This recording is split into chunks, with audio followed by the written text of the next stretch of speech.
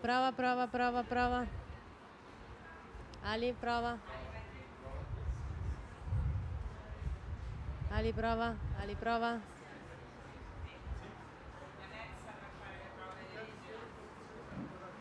Prova, prova, prova, prova, prova, prova, prova, prova, prova, prova, prova, prova, prova, prova. Prova microfono, prova microfono, prova, prova. Prova. Prova. Prova microfono, prova, prova. Posso fare anche questo?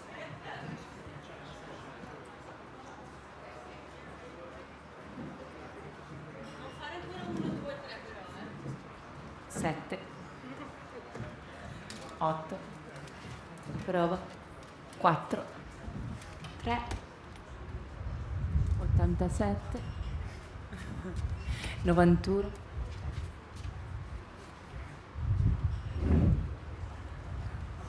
Non vedi niente, cioè i numeri no, quello no, diversi degli animali, diciamo.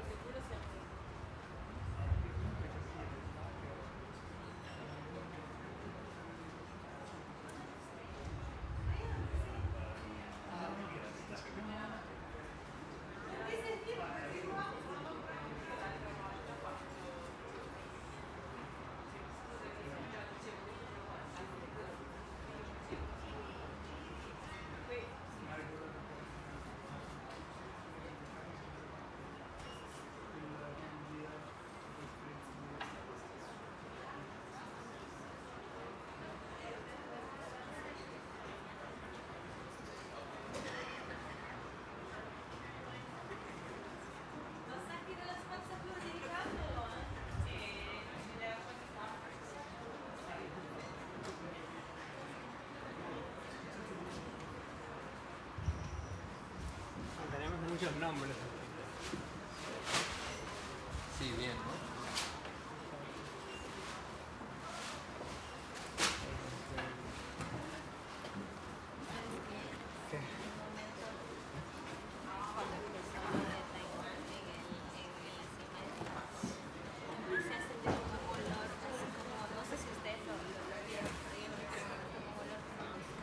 ¿En serio? Pueden ir un pedo o algo.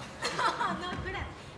Sí, o sea, es como el estado que están sacando recién sacados de las telas, de los botes, de esas trampas que huelen de los países. Sí, sí. Y toda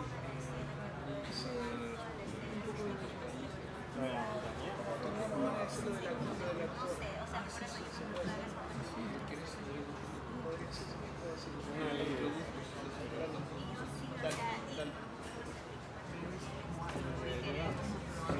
Después de esta parte que no digo. seguramente justo después de esa parte y de verdad sigue esta vaina ¿Dónde se escondieron? ¿Quieres que lo vaya a buscar? Lindas uñas.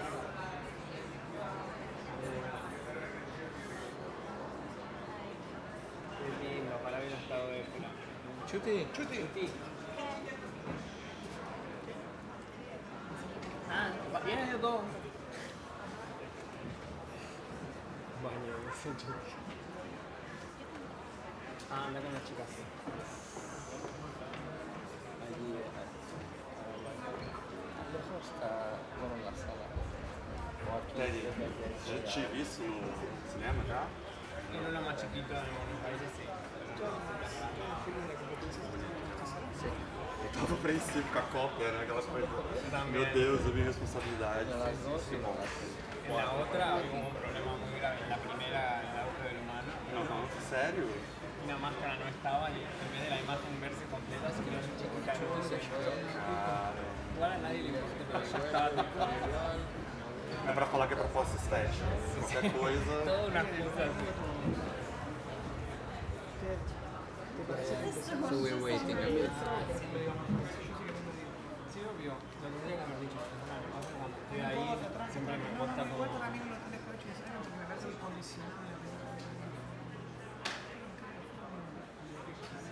Podría haber dicho, pero como que estaba muy pensando en no olvidarme de nadie y todo, y cuando me dijiste como que... Entonces,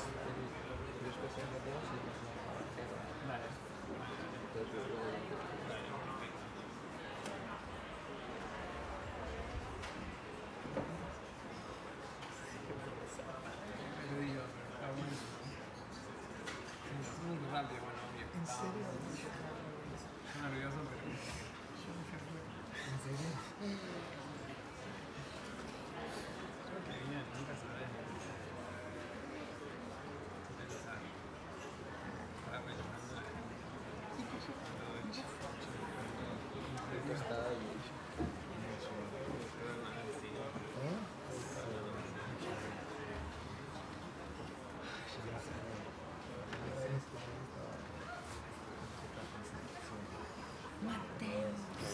Sou jogando cinema. Increíble, nunca la había visto en tanto. ¿Qué estamos haciendo? Acho que falta apresentar. Lo tuvimos un poco. Siempre quiero más alto, pero lo fuimos 2 veces. Cami, la de Pablo, Vicky Pereda, la chica que hace cámara.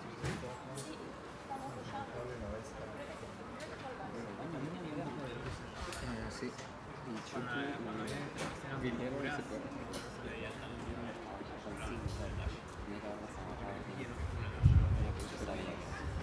Sí, sí, bueno. también. Sí,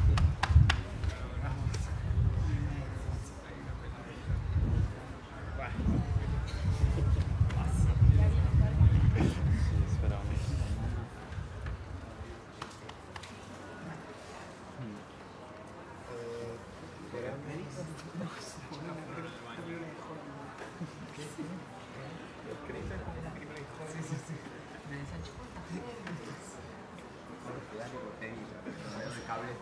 Esa puerta que abre ay, yo estuve a punto de morir cerrado. ¿Se lo había mucho? No, porque también las puertas se tropezaron. Qué bueno, es parte de la puerta del set. Muito fuerte. As pessoas entendem, viu? Cuidado. Guardaespaldas, bodyguard. Hay bodyguard.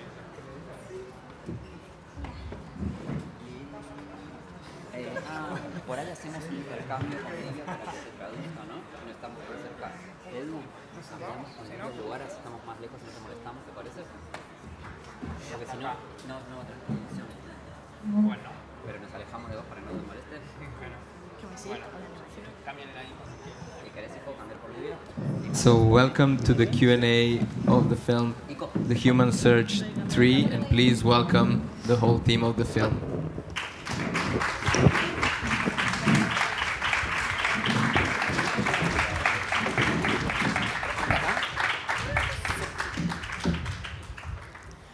So together with Eduardo Williams, who is the director, screenwriter, editor and producer of the film, we have Livia Silvano, one of the actresses.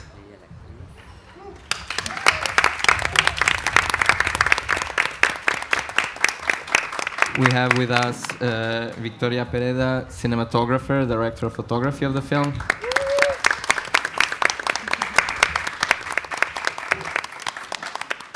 And also with us are Chuti Chang,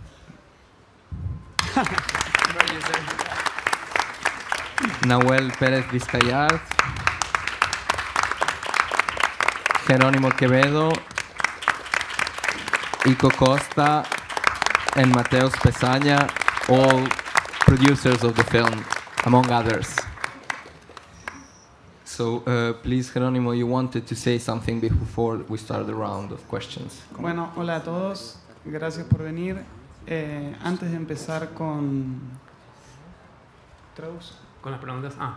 ¿Quiere Hello traducir? everyone, thank you for coming. Before starting with the questions. Eso lo podría haber dicho yo. Queremos dedicarle la película a Efra, que es uno de los actores principales de la película, que es de Sri Lanka, es un actor ceilanés. We want to dedicate the film to Ephraim, one of the actors from Sri Lanka. que lamentablemente no le permitieron entrar a Suiza por ser un ciudadano de un país que evidentemente no responde a una categoría permitible para acceder aquí.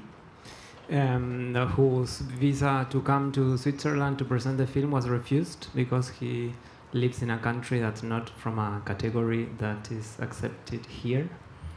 Y creemos que el hecho de que no le hayan permitido venir y que a la vez sea el protagonista de la película abre un montón de preguntas acerca de lo que podemos ver en la pantalla, pero con quienes podemos compartir esa experiencia cinematográfica y con quienes no.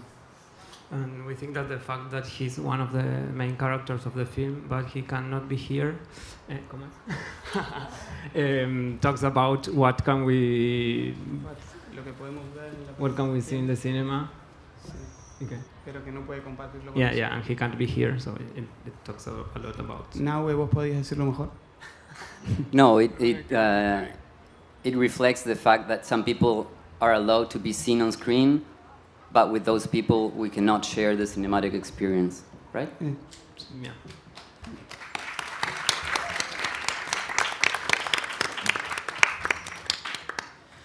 Thank you, Geronimo.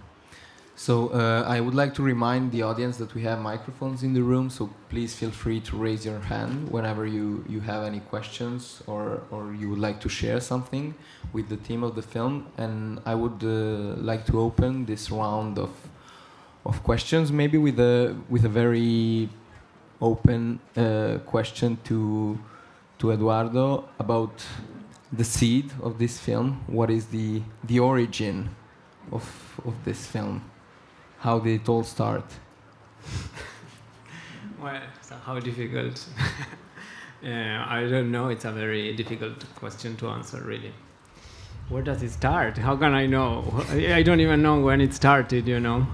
Well, I don't know. Did it start in... Did it start when I started making films or now, or, you know? But did it start maybe in one of the places we see in the film, or did it start maybe with the device and the camera you used for the film? I mean, I think this film really opens many possibilities to talk about it. That's true.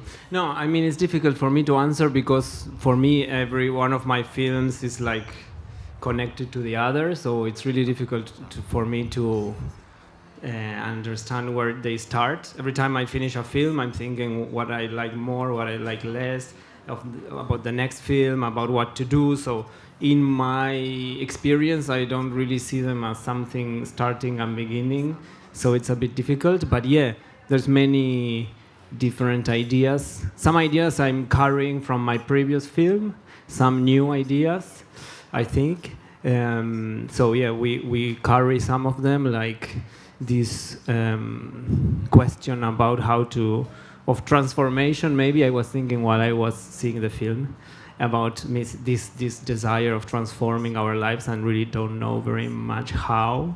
It comes a little bit from having, I don't know. I don't know how far I should go in the answer.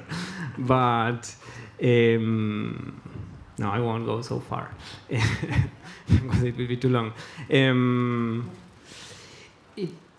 The new ideas, maybe that's better. The new ideas different from the previous film. I wanted to make a film that also, I always like to connect different countries that I don't see connected very much, and countries I don't know so much myself, because I want to take my ideas to different places and different situations, hoping that my ideas will be taken and changed and made better, probably.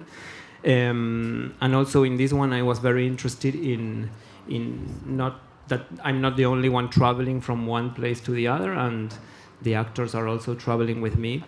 So I think that's something that changed the film a lot in many ways. In one way is how difficult it was to make this possible. Switzerland was not the only country where it was difficult to get a visa, but yes, it was the only one that finally didn't give it. But then I think we see a lot in the film about this exchange. Then I had this question and curiosity about using this camera that is a 360 camera, I had used one before, and I use it mainly because I wanted to frame the film in virtual reality after shooting. I won't explain this very much because it will be long. But and also by every time I use a camera, I like learn how to use it while I'm using it, and I understand what this camera can give and what it cannot. And I think in this case, it gave a lot of different types of images that are a part of, I think, our life in many different ways. What else? I don't know. I think there was a desire of, I mean, one reason for which I do cinema is because I didn't want to have a job that is very boring, as most of the jobs I could imagine I could have. And cinema was an idea of trying to have as much as possible an interesting way of using time and also trying to earn some money. And I think when I was traveling, making all my other films and this one, it's very easy to understand that everywhere in the world, every sort of young person, before being totally caught by the world of work, cannot even try to do something else because it's not something that gives them money. So everyone is like, I would like to do this, but I have to do that because it gives some money, and what I like, it doesn't give money. So I think that's something that is in the film, and this desire of looking for other possibilities. And maybe I don't have answers, but in the film also doesn't have answers, but looks for this desire of coming together and looking for different possibilities that I think could be, in one way, an origin of the film.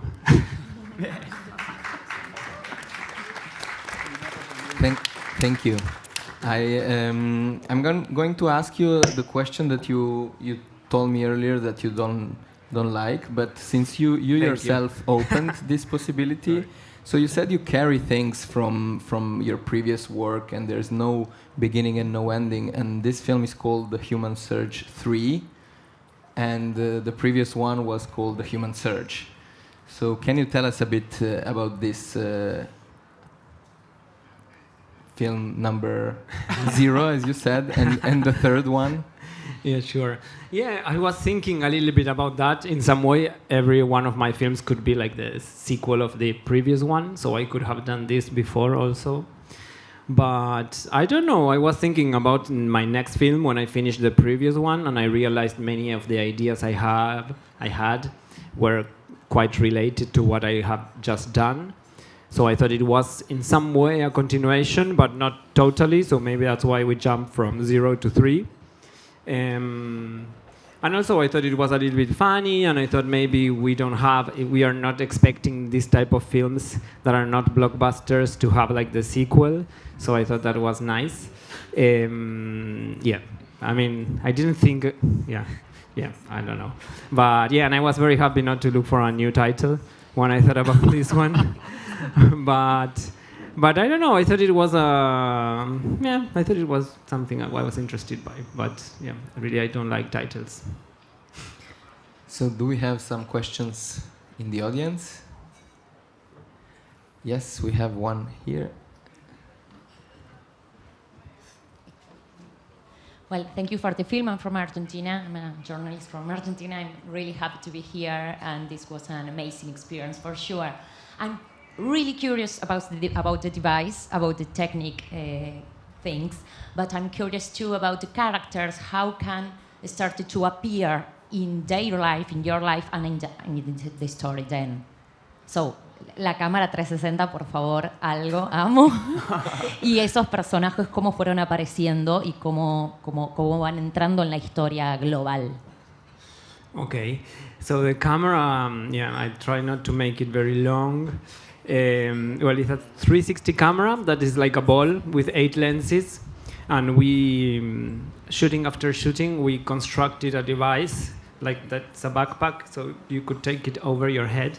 Victoria worked a lot on that, and shooting after shooting, we made it better.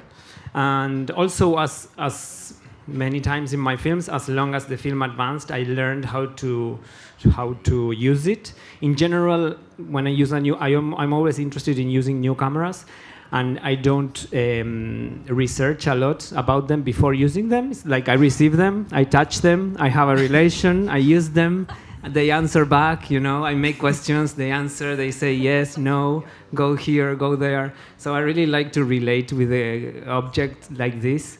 And I think it's an interesting evolution it gives in the film.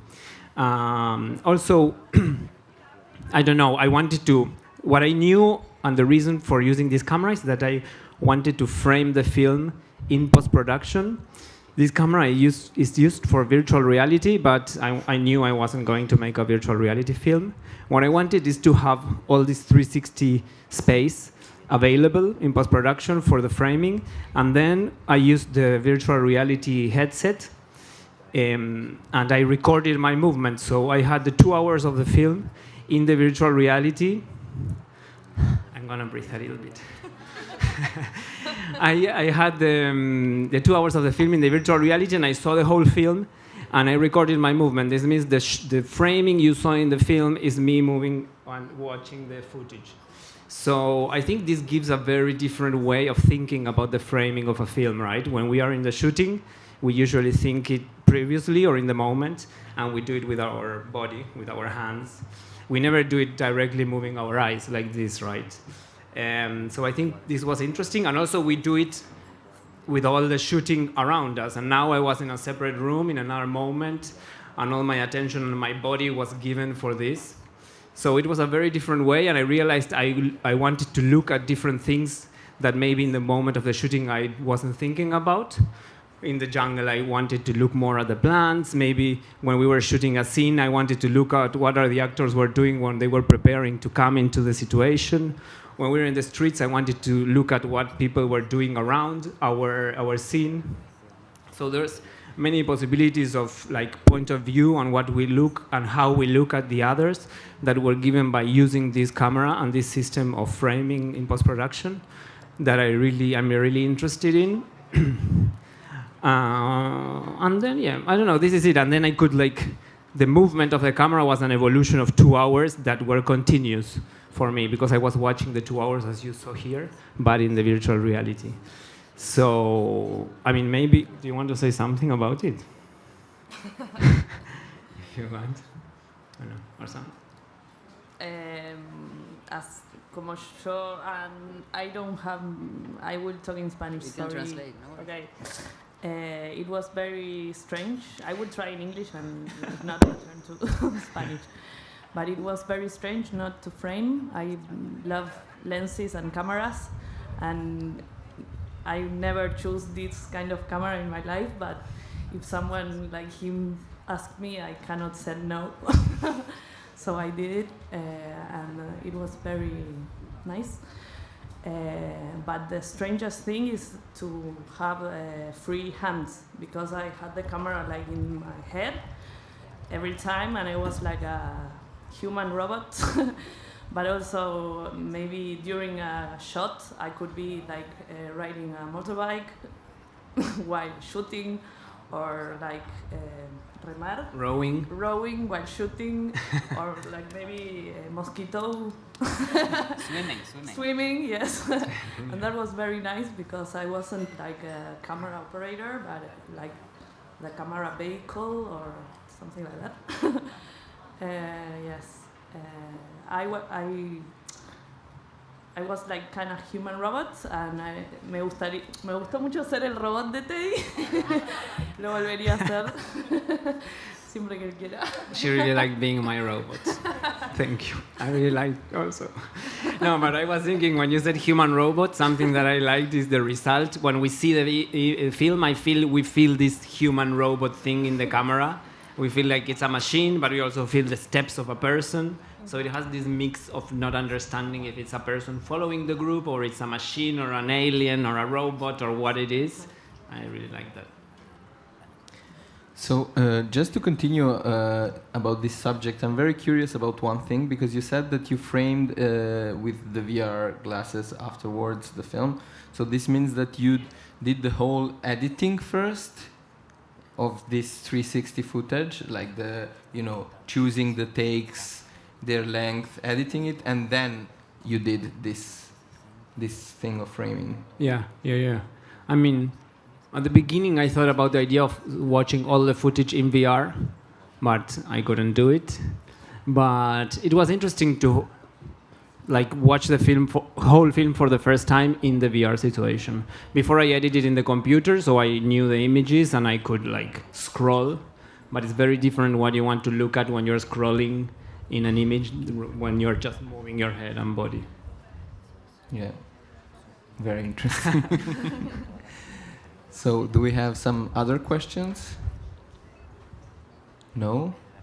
Yes, one there.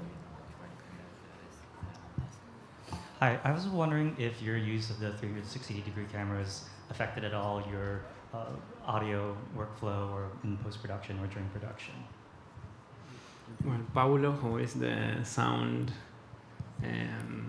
recorder and editor, is here also somewhere.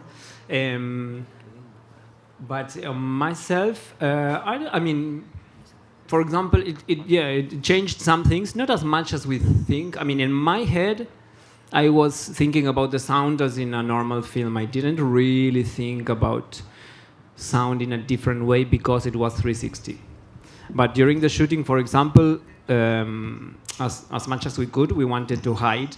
So it brought many questions and many solutions we had to look for. Paulo really looked for many solutions because normally sound person needs to be close to the characters or close to the camera, and here we needed to be as far as we could and hidden.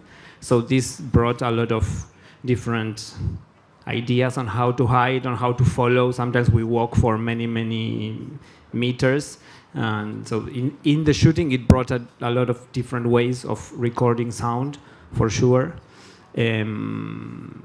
But then, I don't know, maybe, Paulo, where are you? Are you here? You want to say something or no? Okay. No, maybe I'm forgetting about something, I don't know, but another thing maybe, but it's like when all this thing of having these conversations that overlap, that we have in different moments of the film, came a little bit because we had the 360 camera, because as we had the 360 camera, I wanted to have different situations happening at the same time. And then, of course, I could have chosen to have only one of the 2 or 3 dialogues we had at the same time. But when I was editing and when I was thinking about the film, I thought it was interesting to have these overlapping dialogues.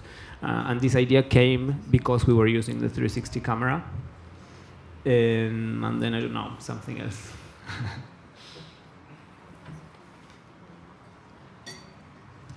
Hi, thanks so much for this film. Just wondering if you could speak a bit about, well, yeah, I mean, maybe your relationship with writing in general, if, yeah, the extent to which scenes or specific conversations were scripted, or if these were more collaborations with the actors, yeah.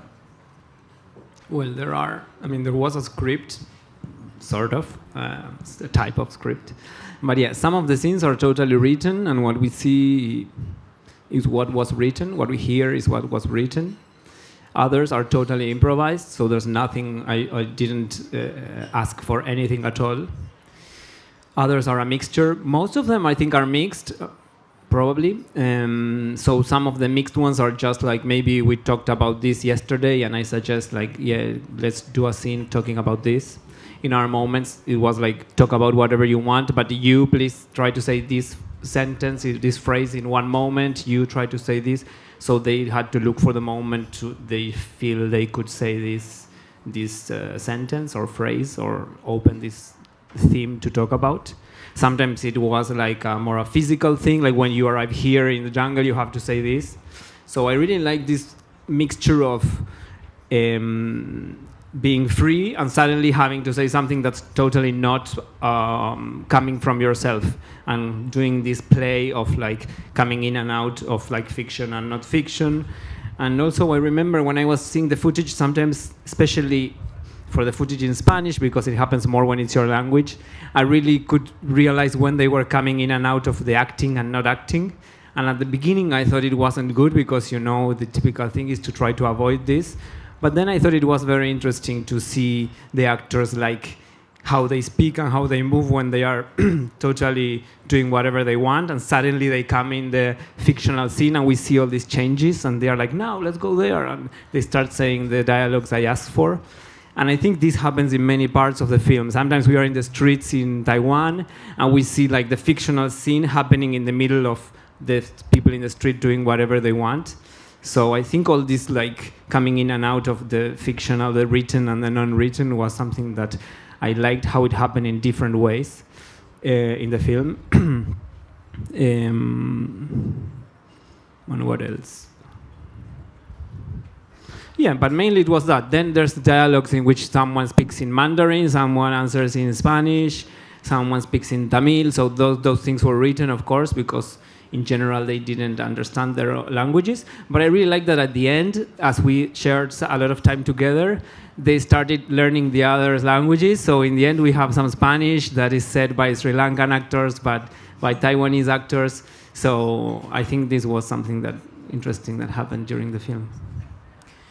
Yeah, but speaking of writing, I'm curious to know, since we have so many producers also at the table, and you're making a film that in a way is created throughout the process of making it. It's not a very, as you were saying, scripted thing that exists on paper and just we go there and film it. How does this process of creating in a way a new approach to production, how did it work in this film? How did you do it? Someone wants whoever wants. Well, it's not easy, of course, but we try to work with some kind of script that could be, you know, like read by the institutes and or the funds and those kind of things, but we always know that it has nothing to it has no relationship with the film that we are going to shoot, because even Teddy doesn't know when he goes shooting exactly what he will find there. So we know that we have like two parallel works. One is the one that we present for getting funds, and the other one is the only one that it's really important, that it's what we are going to shoot. So yes, and as Teddy says, we shoot like in 4 countries, because we shoot in Brazil too. We did we have 2 days there, and well, it's impossible not to think this kind of films without some kind of high-end co-production, as you can see. So that's it. No. Judy, would you like to say something about? I just want to say small things. I think I'm lucky to have a very crazy crew in Taiwan, because every day they call me, because during the shooting, Teddy was in Taipei, in Taiwan. I was in Europe, and my crew every day told me, we really don't know what he wants. Yeah, and I just try to calm them down and say, don't worry, just tell him you have a difficult of this or that. And I said that Teddy is a very tender person. He will understand and will. But anyway, the result, anyway, it's a very fantastic journey, and thank you everybody. Yeah. Thank you. We had a question there. Not only a question, it's a compliment. I'm from the older generation, but I liked very much your film. Really, I appreciate. And I would like to stroll around with you the next time, because it's really this kind of experience I do the whole time here in my really nearby by my home, strolling in the nature, make my thinking, talking about, listen, and that's what one of the girls says. I want, when in the future, I want to teach hearing and watching, it's right. And that's I could have told, I think, could have me to told you that. Really, thank you, thank you, thank you. Thank you so much. Thank you.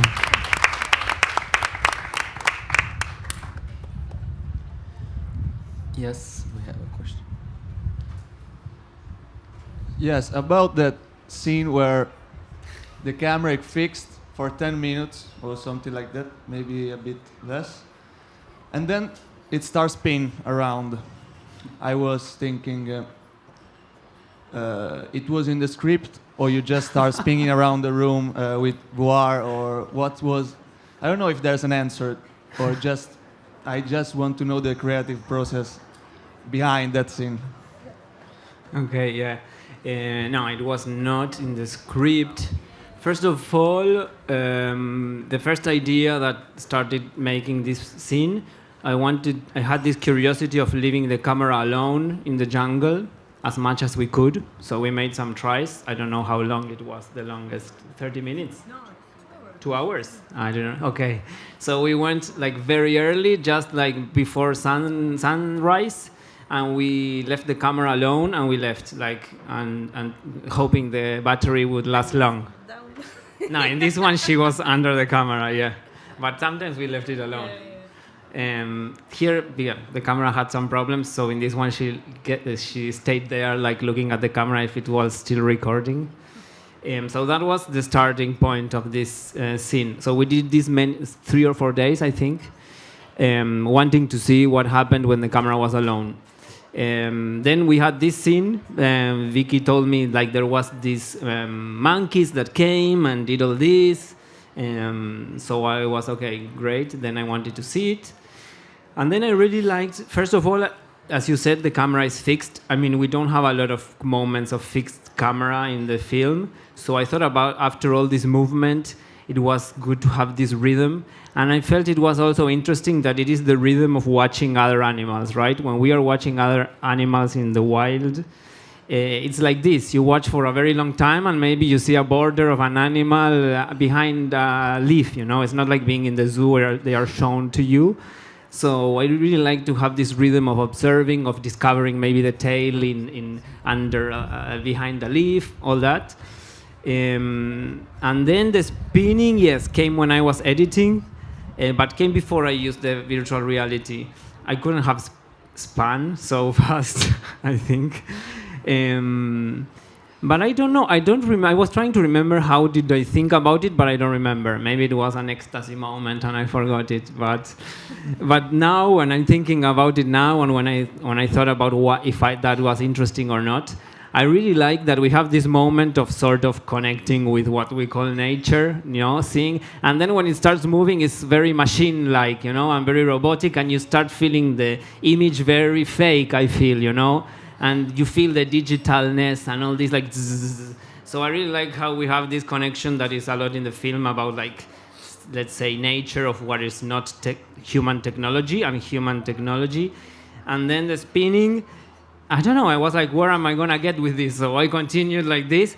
And then I really liked, I knew we had this, like, place in the image where all the 8 cameras are, like, sewn. I don't know if you say sewn. You know, when we see like this, when we see up, I don't know if. So it was like a sort of, for me, it was a way of wanting to escape, you know, and trying to look for this small place where it's like everything is stitched together. Thank you. And then, yeah, I also felt it was a moment of taking the energy very up, you know, after the moment of being very quiet and looking at the monkeys and you're like.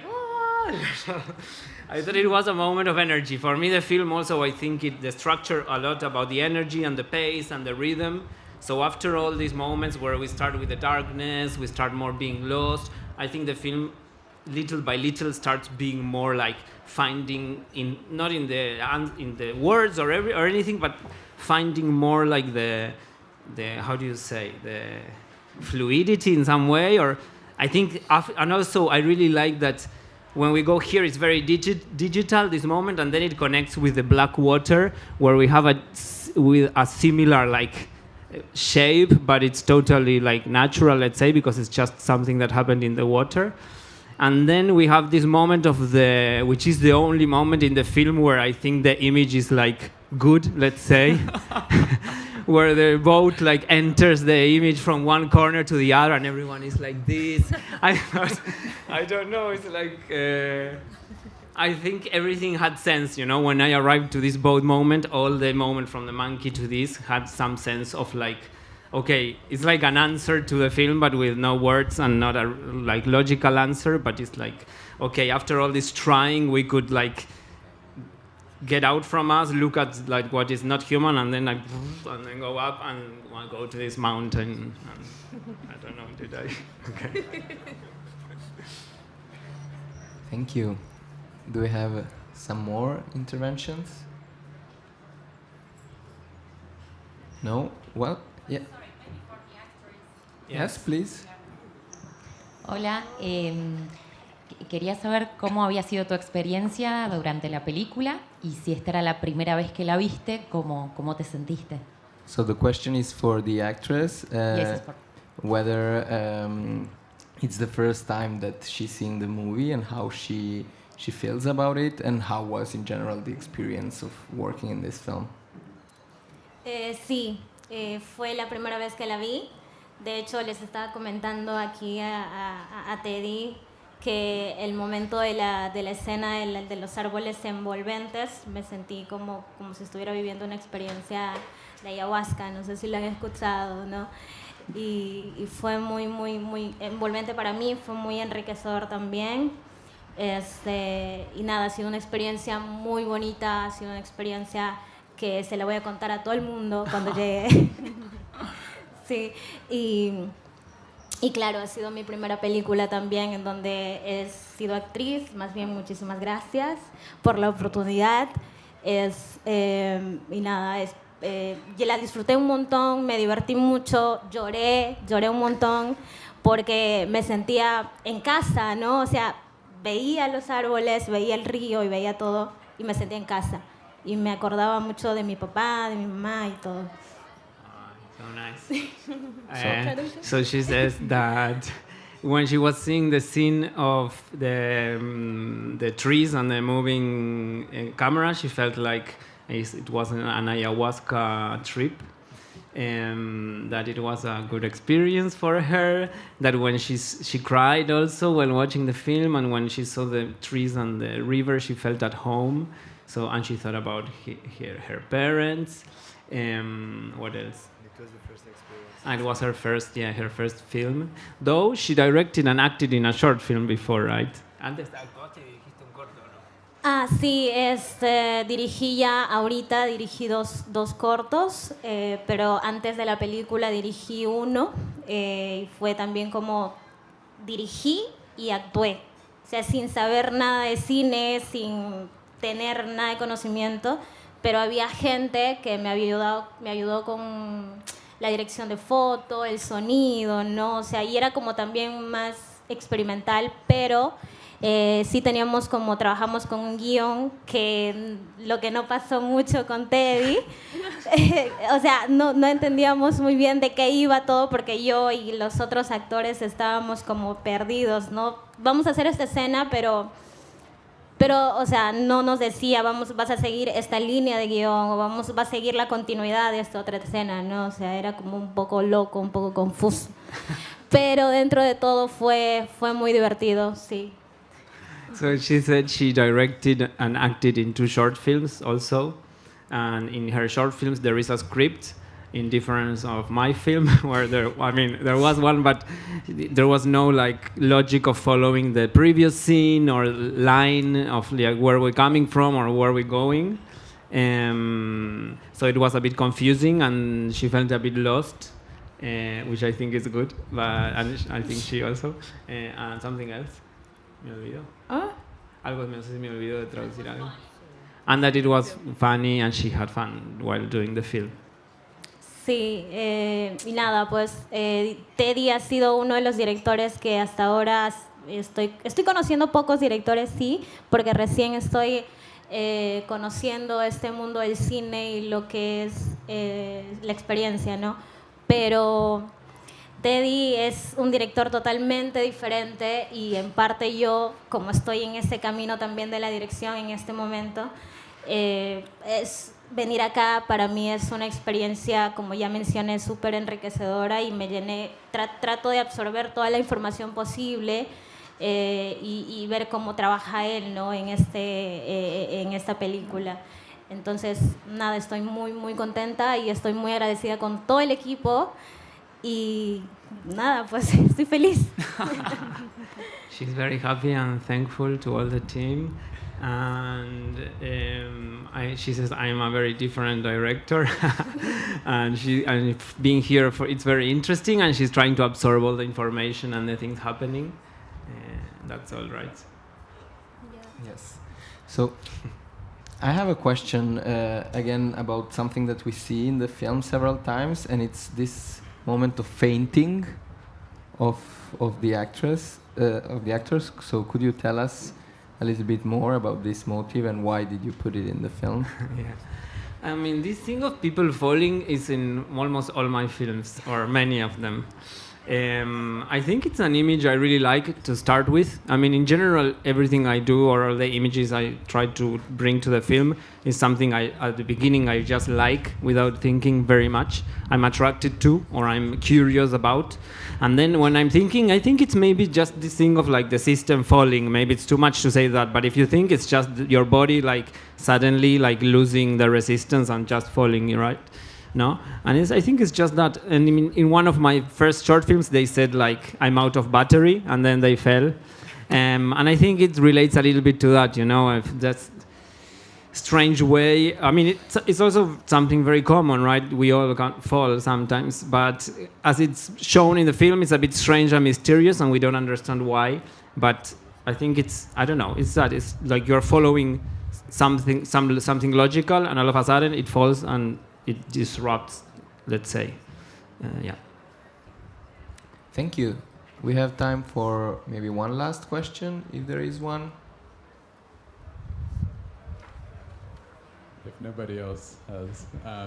Maybe not the most exciting question, but it feels really important. The nature of the film, it's very international nature, and I was curious if maybe the logistics of having so many kind of production companies from different countries, if the logistics of dealing with that ever impacted the work in a more artistic way, like how these logistics maybe found their way into the film itself, or no, you kind of, these were two very separate worlds, as was said earlier.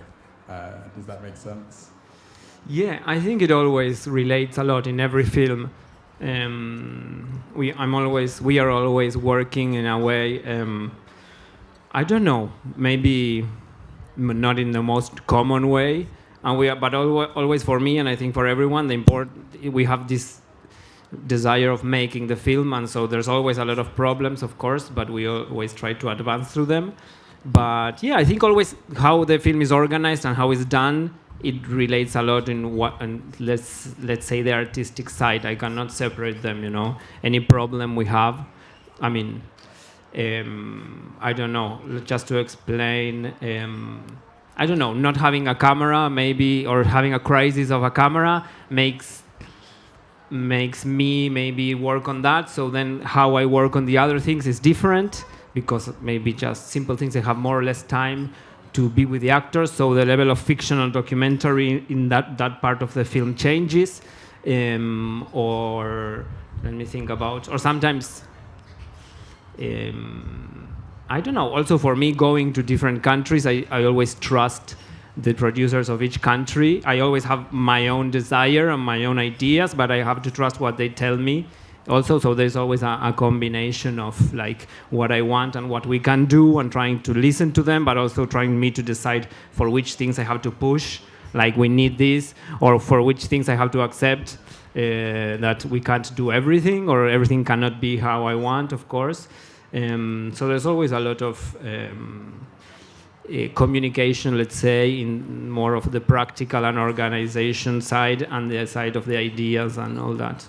My ideas, at least. But I don't know if any of the producers would like to say something about this. I can say.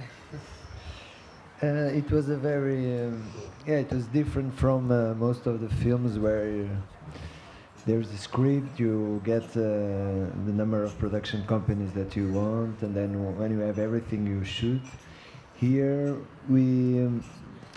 Eduardo decided to shoot as fast as he could because he had this urge to shoot. The project started with Argentina, and then Portugal came, we got a grant, we shot in Sri Lanka first, without the other productions companies, and then we found a fund in Taiwan, we shot in Taiwan too, and then we got the fund in Brazil, and then we did the post-production. So it was a very different approach in terms of production, I guess.